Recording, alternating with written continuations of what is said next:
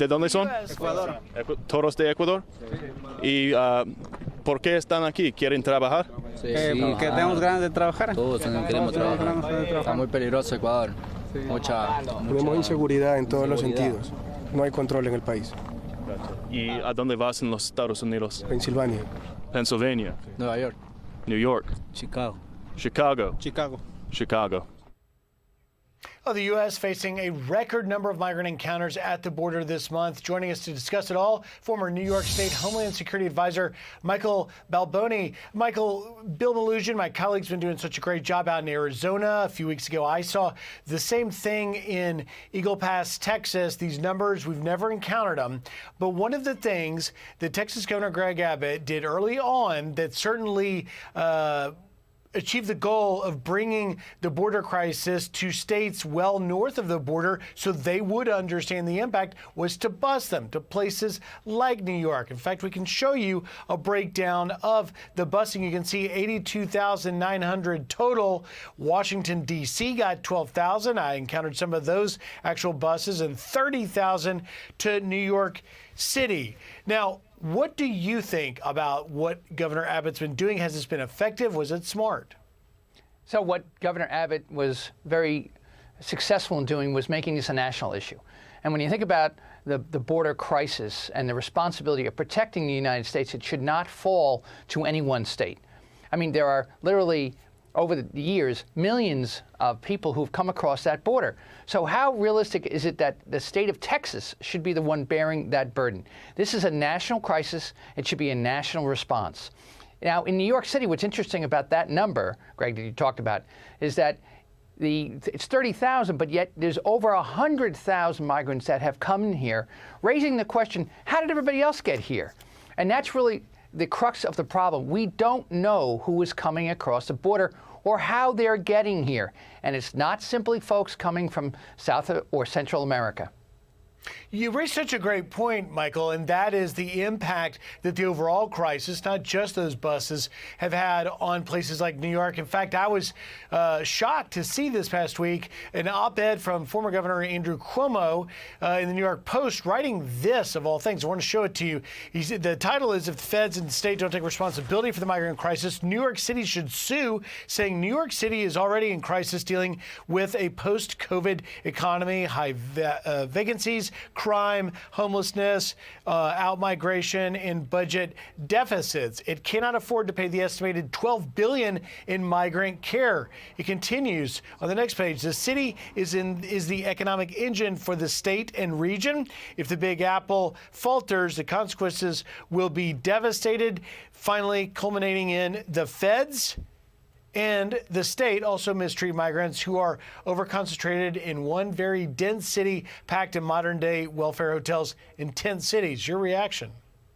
So this really becomes the question of, has New York and Los Angeles and Chicago and San Francisco all put themselves in the target for everybody coming in because they are, quote, sanctuary cities? This has really become a debate.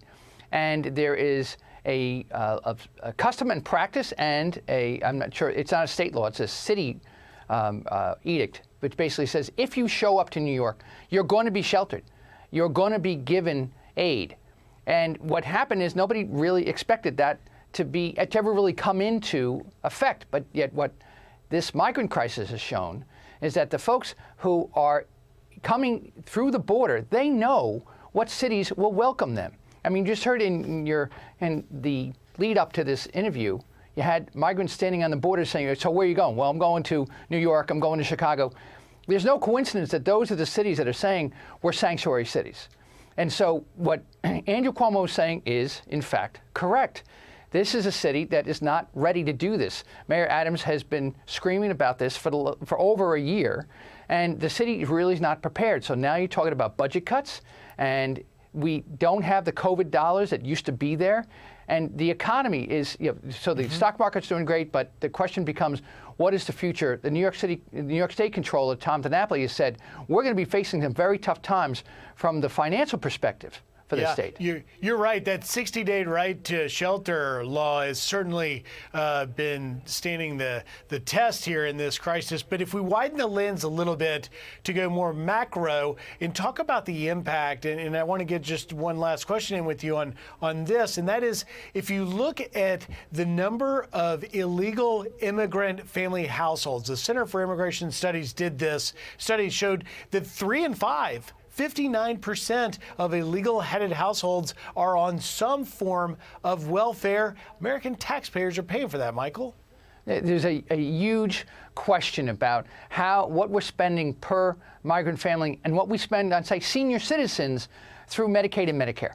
There's whole issue about what are our priorities. Are they for folks who come to this country, who have not gone through the process, who we don't know who they are, or should it be to U.S. citizens who are tax-paying and in the case of senior citizens in nursing homes, have spent all their lives working, and now they're not getting the same kind of support that folks who just show up in the United States are getting? Michael, I just have 20 seconds. I'm asking everybody I bring on, and you were the New York Homeland Security Advisor.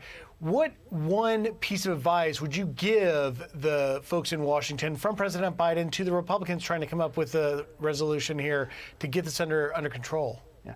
So the basic tenet of security means push out your border, which means we shouldn't be having these discussions right at the border. We should be working with the Central American governments, the South American governments. We should work with them, whether it's monies into Mexico to say, look, have a better state of security. Tell us who's coming across. Better intelligence, more border enforcement teams. That's what we need. Michael Balboni, thank you very much. Merry Christmas, and thank you for taking time today.